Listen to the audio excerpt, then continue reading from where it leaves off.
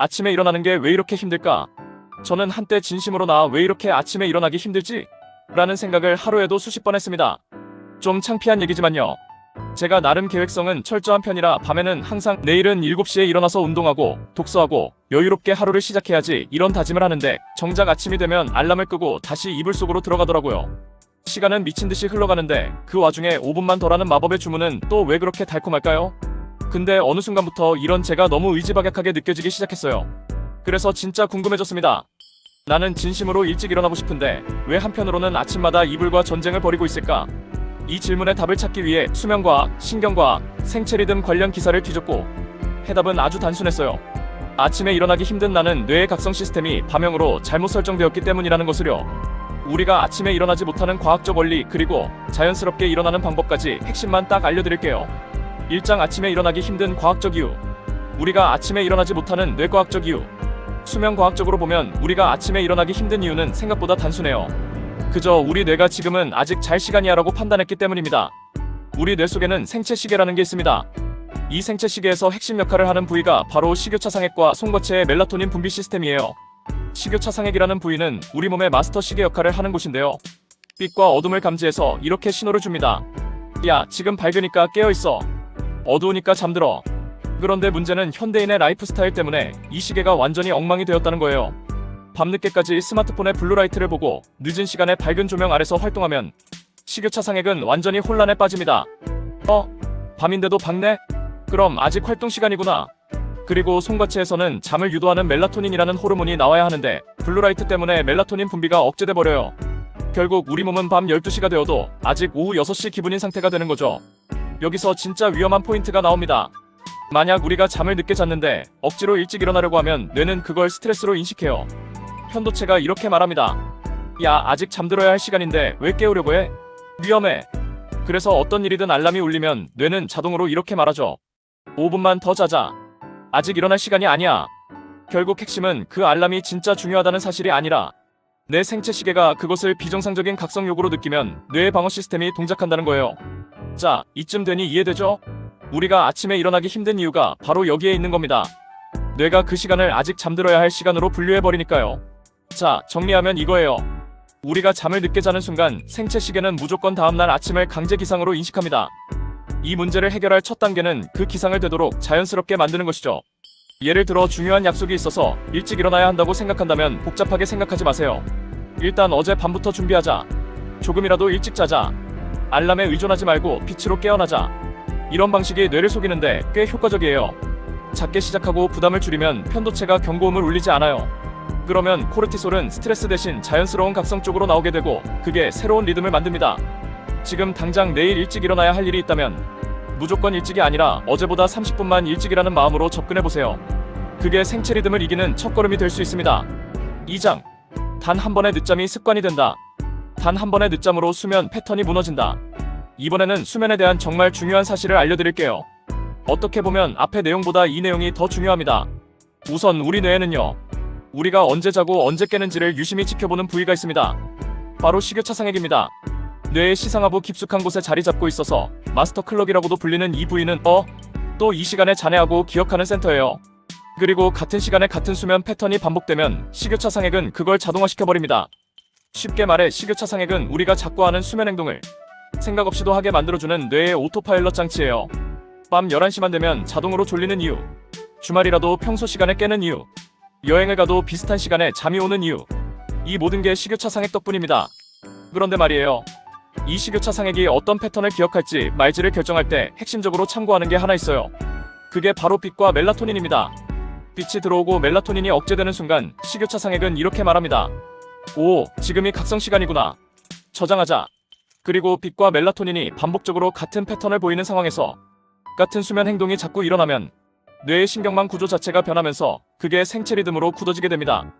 그래서 우리는 특정 시간이 되면 자동으로 졸리고 특정 시간에 저절로 깨는 거예요. 문제는 여기서 시작됩니다. 여러분이 지금 겪고 있는 기상곤란 그 뿌리도 바로 여기에 있어요. 예를 들어 평소 11시에 자던 사람이 어느 날 밤늦게 스마트폰을 보면서 새벽 2시에 잠들었다고 해봅시다. 그 순간 식욕차상액은 이렇게 반응합니다. 오늘은 늦게 자네? 그럼 내일도 늦게 자려나?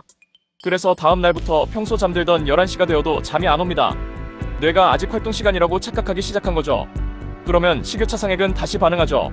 오, 늦게 자는 이 패턴 괜찮네. 기억하자. 그리고 이 늦잠 패턴이 생각보다 훨씬 빠르게 새로운 생체 리듬으로 굳어집니다. 좋은 수면 습관은 멜라토닌이 일정하게 분비되어야 해서 식욕차 상액이 기억하려 하지 않는데, 불규칙한 수면은 스트레스 호르몬을 자극해서 쉽게 각인되니까 금방 식욕차 상액에 저장되는 겁니다. 이래서 규칙적인 수면은 잘 안 굳고 불규칙한 수면은 빠르게 습관이 되는 거예요. 그리고 더 충격적인 사실 하나 말씀드릴게요.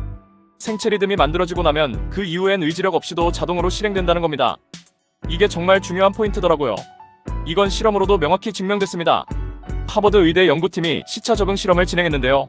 피험자들을 인위적으로 다른 시간대에 노출시켰을 때 단 3일 만에 새로운 생체 리듬이 형성되었지만, 원래 리듬으로 돌아가는 데는 평균 2주가 걸렸습니다.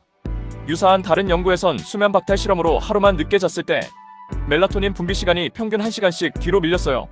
즉 생체 리듬을 무너뜨리는 건 하루면 되지만 다시 맞추려면 훨씬 오래 걸린다는 거예요. 이걸 쉽게 요약하면요. 생체 리듬은 빛과 멜라토닌 패턴에 따라 만들어지고, 불규칙한 수면은 스트레스를 쉽게 유발하기 때문에 빠르게 굳어지고, 그리고 한번 굳은 리듬은 의식적 노력 없이도 뇌가 자동으로 실행한다는 거죠. 그러므로 우리가 지금도 아무 생각 없이 늦잠을 자는 이유는 바로 이 메커니즘으로 쉽게 설명되는 거죠. 그저 단 하루의 늦잠이 나중에 매일 아침을 힘들게 만든다는 거예요. 이젠 이해되시죠? 그럼 결국 아침에 일어나기 힘든 건 너무 당연한 뇌의 반응이었어요. 그러니까 여러분이 의지방약하다고 너무 자책할 필요가 없습니다. 문제는 왜 일찍 못 일어나느냐가 아니라 생체 시계가 언제 어디서 먼저 틀어졌느냐입니다. 이제는 그 타이밍만 다시 잡으면 여러분도 충분히 리듬을 바꿀 수 있어요. 결론, 진짜 자연스러운 기상의 과학, 진짜 자연스러운 기상 리듬을 만들어라. 이제 결론은 간단합니다. 식욕차 상액과 멜라토닌을 직접 조종하면 되는 거예요. 내가 일찍 일어나고 싶다고 생각하는 시간일수록 알람에 의존하기보단 그 시간을 자연스럽게 느끼려고 해야 한다는 것이죠. 결국 내가 원하는 시간에 내가 원하는 방식으로 각성 호르몬을 분출시켜야 하는 거예요. 이건 환경 설정을 바꾸면 충분히 가능합니다. 예를 들어 운동은 그저 건강해지기 위해 억지로 하는 새벽 활동이 아니라 내 몸의 리듬을 직접 실험하는 시간이어야 합니다. 나는 어떤 시간에 몸이 가장 가벼운지, 어떤 강도일 때 더 개운한지, 내 에너지 패턴의 반응은 어떤가, 이 과정을 즐기면서 내 몸의 자연스러운 리듬을 알아가는 즐거움 자체로 도파민을 만들어야 하는 거예요. 아침 루틴도 마찬가지입니다. 무언가를 억지로 우겨 넣는 게 아니라, 이걸 하면 내 하루가 뭐가 달라질 수 있지? 이 시간을 가지면 나는 어떤 에너지를 얻을 수 있을까? 그 루틴이 실제 삶에 닿는 변화를 상상하며 그 가능성을 즐기는 것. 그게 멜라토닌을 내 편으로 당겨오는 방식이에요. 저는 유튜브 영상을 만들 때도 마찬가지였습니다. 일찍 일어나서 작업하면 더 집중도 잘 되고 조회수도 더 나오겠지, 이런 생각이 들죠. 하지만 그건 결국 외부 보상이에요.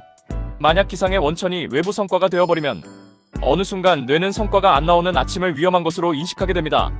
편도체가 이렇게 말하죠. 굳이 일찍 일어날 필요 없어. 손해야. 그렇게 되면 진짜 내가 원했던 아침 시간은 사라지게 돼요. 외부 결과에 반응하는 기계가 되는 거죠. 그래서 저는 다르게 접근했습니다. 아침 시간의 고요함을 느끼는 과정, 생각을 정리하고 아이디어를 다듬는 시간 자체를 나를 발전시키는 과정으로 바라본 거예요. 이 고요한 시간이 진짜 내가 원하는 생각을 할 수 있게 해주는구나. 이 시간이 정말 내 삶의 질을 바꾸는구나. 그걸 하나씩 느끼고 확인하는 그 과정, 그 자체가 저에겐 즐거움이었고, 거기서 도파민이 나왔습니다. 그리고 그 결과물이 좋은 콘텐츠가 되었다면 그건 그냥 보너스 도파민이에요. 결국 중요한 건 이거예요. 내 식욕차 상액이 내가 원하는 시간에 대해 억지로 깨워지는 시간이 아니라 자연스럽게 활동하고 싶은 시간이라는 기대를 품도록 생체 리듬을 설계해 나가는 것. 부담이 아니라 즐거움, 의무가 아니라 호기심. 이게 바로 나만의 자연스러운 기상체계를 만드는 일입니다. 마무리 책자료 추천. 그리고 혹시 오늘 제가 말씀드린 내용이 조금이라도 마음에 닿았다면 수면 전문의 매튜 워커 박사의 우리는 왜 잠을 자야 할까를 꼭 한번 읽어보시길 추천드립니다. 이 책은 제가 오늘 다룬 내용 외에도 수면이 우리 뇌와 몸에 미치는 영향, 생체 리듬의 과학적 메커니즘, 실제로 수면의 질을 높이는데 효과 있었던 실전 방법들까지 수면과학적 시선으로 깊이 있게 다뤄진 책이에요. 엔딩. 자, 그럼 여기서 마무리하겠습니다. 아침에 일어나기 힘든 것은 결국 내가 게을러서가 아니라 잘못 설정된 생체 시계가 만든 결과였습니다. 그리고 중요한 건 그 시계를 억지로 맞추려는 의지력이 아니라 다시 자연스럽게 설계해보겠다는 접근입니다. 지금 그 첫 리듬을 바꾸는 순간에 계시다면 이 영상이 작은 출발점이 되어 주었으면 좋겠습니다.